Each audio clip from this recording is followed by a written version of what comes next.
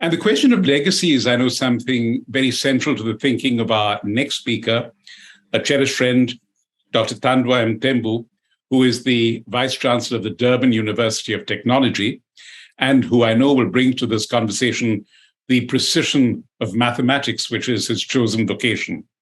He joined Durban University in 2016 as Vice-Chancellor, and before that, he was the Vice-Chancellor and Principal of the Central University of Technology in the Free State in South Africa, where he was very gracious and generous host for an IAUP meeting in Bloemfontein in 2013. When he was inaugurated as Vice-Chancellor of DOT, Thandwa said, "It is time our young people find a new legacy," going back to what he said, Ilige. That legacy should not just be a shadow of past legacies, struggle, past chants, past songs, past dances. It should be a fresh and bright new light that shines on South Africa, a legacy that should be like a ripened fruit for all of us to enjoy. A metaphor which could work for education, the United Nations, and certainly the world itself. Thandwa, over to you.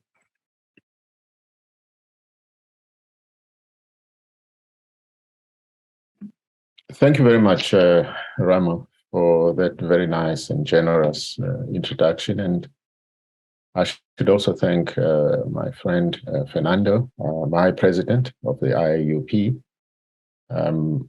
and all the distinguished guests that are in attendance tonight. It's really a great honor to have been invited to speak on such an important day, the International Day of Peace. And around the time when so much is happening in the world and when leaders are meeting, dealing with all of these critical issues we face as the world.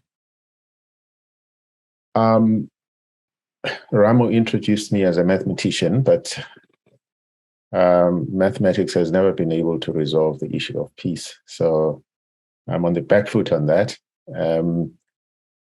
It shows that many other fields of endeavor, of intellectual endeavor, are very important, because I think rather than looking at mathematics, perhaps you could look at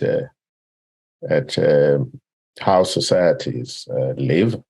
You could look at, once you focus on society or societies, you can then think about maybe social theories that actually help to unite society instead of encouraging perpetual wars and conflicts in society. So you'll find that critical theory as a social theory that aims to critique and change society is much more relevant than mathematics in the discussion tonight. And when I think about critical theory and what its role is, one of the people I always think about is Jürgen Habermas, who actually, with his theory of communicative action, deals with social order. Because when we look at society, we've got to look at what binds society. And we have to look at what social order is.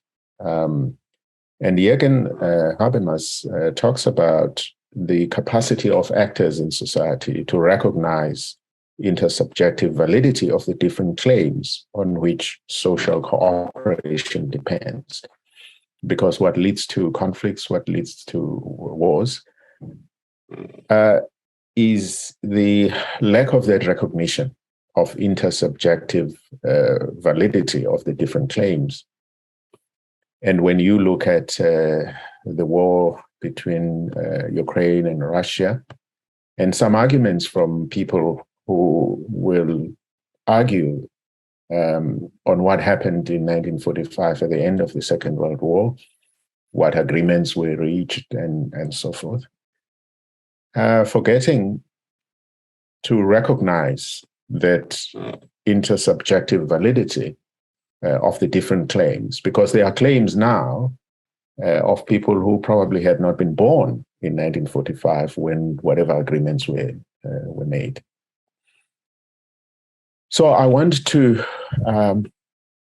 spend a few minutes on what I'm calling deliberative and sustainable peace, and how, in my view, whether we look at the international level, what is happening currently, war in Ukraine, or whether we're looking at our own national situations, and I would say in particular our own as South Africans, or we look at what is currently happening at our universities in this country. I do think that these two words, deliberative and sustainable, are very, very important.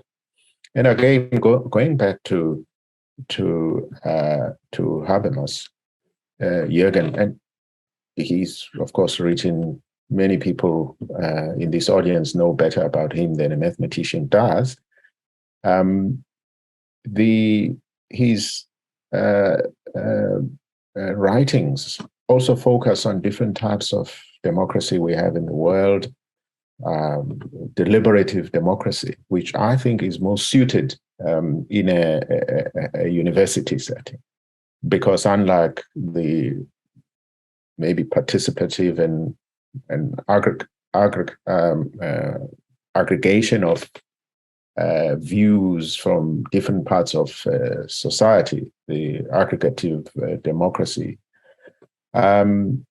we in universities depend on reason and logic, on facts and evidence, on deliberation, and therefore that form of democracy is most important, the deliberative form of democracy, to get things done, where the best ideas, excellence, where it doesn't matter how many people support a popular idea, if there is evidence that it's not the best idea, and that evidence comes via the minority of people in a particular society or in a particular university, that's what at a university we would feel is the best thing to follow.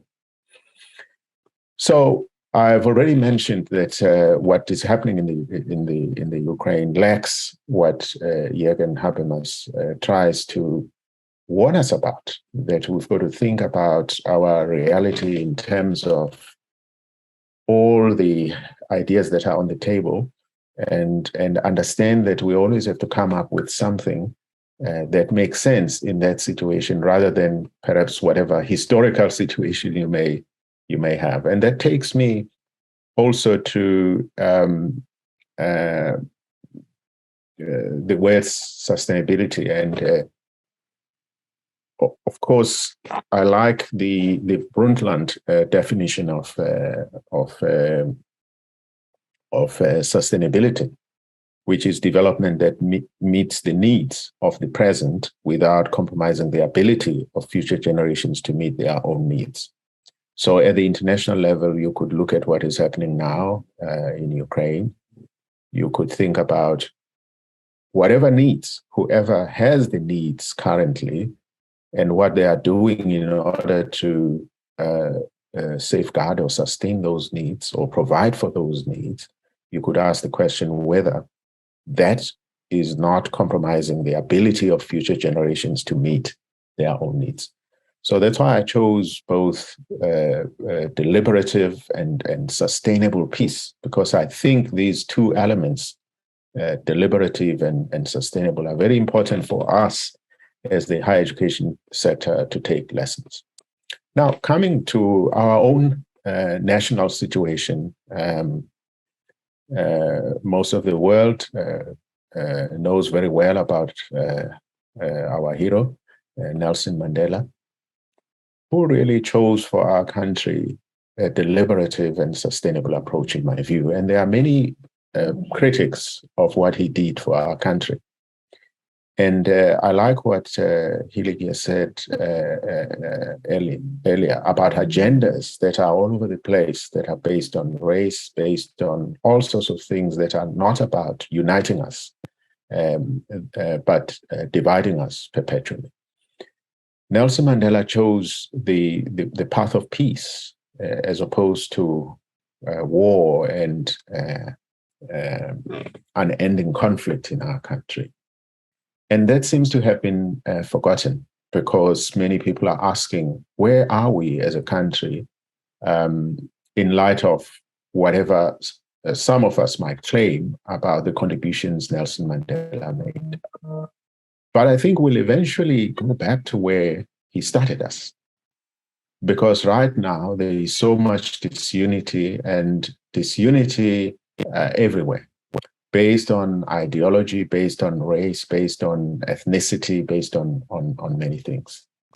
And the only way we can survive as a country, or any country, is to understand, again, Allah Habemus, is that there are all sorts of intersubjective validities that are there in our society that need to be negotiated amongst members of society. So to become too essentialist about, like in this country, about what was lost in 1652 when the Dutch came to this country, or what was lost during apartheid, might not take us anywhere. And in fact, if you go back to the Brundtland definition of sustainability, it doesn't say that sustainable development is about looking perhaps at the most vulnerable in terms of what they need now and what they will need in the future. It talks about development that meets the needs of the present without subcategorizing the population, because when you begin to do that, as I think we do in our country, you are not going to have unity, you are not going to have peace, because you are trying to cater, in as much as those you might think are most important to be catered for are really the most needy. But if you leave out any section of society that probably has the potential to continue to generate resources, even for the most needy, then you are going astray. So I'm really hoping that our universities, coming now to the institutional, from the national to the institutional, could, going back to the agendas that we have in our country, we now have student movements that are overly politicized, that perhaps pay less attention to student issues and the politics of being young and the needs of the young people, to all sorts of issues that are very, very important, but move them into an arena that could also be described as anti-intellectual. Anti-intellectual in the sense that threats, violence, intimidation, and so on, which is what we see in our country, not only within our universities, but all across society. Those are things that are anti-intellectual, as I said earlier, but are not going to breed unity and peace in our country. So I'm hoping that with all the agendas that come into our universities through political parties or any other type of agenda, that we will soon realize as universities, our students will soon realize that all of those external influences, all of those ideologies that come from all across, the university is a deliberative space. It's not about the might of the majority of the voices. It's about practicing a deliberative type of democracy within the university, which is based on facts and evidence, reason and deliberation, and that's the only way to go. And I think there is hope. I've had a number of discussions with our student leaders, and I can see that the more we can engage with our student leaders, especially in this country, about things that other countries take for granted, how students behave, a value and principle-based kind of strategy for the university, as we do have at Durban University of Technology, that very slowly will be able to return our universities and our country to more deliberation, to more broader notions of sustainability that do not make our students destroy the little that they have because they've got the needs at present, and yet what they are destroying is not going to make future generations satisfy their own needs. Thank you very much, Remo. Thank you. Thank you so much, Thandwa, and thank you for really bridging the international with the national, and if I may say so without being presumptuous, a national in which all of us outside South Africa have, in a sense, been so intimately involved by our conscience at the United Nations, and yes, intellectually. And as all of us know, Nelson Mandela famously spoke of education as the most powerful weapon you can use to transform the world. And I'm humbled to be in the midst of so many gentle wielders of that weapon. You spoke also, Thandwa, about deliberation and sustainability. And I think the wonderful phrase that you used about a deliberative democracy or a deliberative peace, that really speaks, if I may say so, to your skills as a mathematician, because even if a mathematician cannot contribute to the process of peace, he contributes the idea of quiet deliberation that underlies that, and which also, in a way, suggests the society of the future.